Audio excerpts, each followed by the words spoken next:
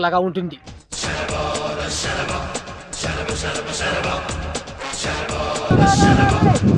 నీళ్ళలో ఉండే చేపని నీళ్ళ పుంట్లో ఉండే వాళ్ళ పాపని లేకపోతాం రాండ్రా. రోగం నీకే అన్న కూతురు మామూలు చేప కదరా, సొరచేప. అబ్బో అయితే సొర చేపను ఒక పట్టవలసిందేరా. మీరు వాడే వాటర్ బిల్లు కరెంటు బిల్లు కంటే నీకు దెబ్బలే గవర్నమెంట్ హాస్పిటల్లో బెడ్ బిల్లు ఎక్కువ అవుతుందిరా.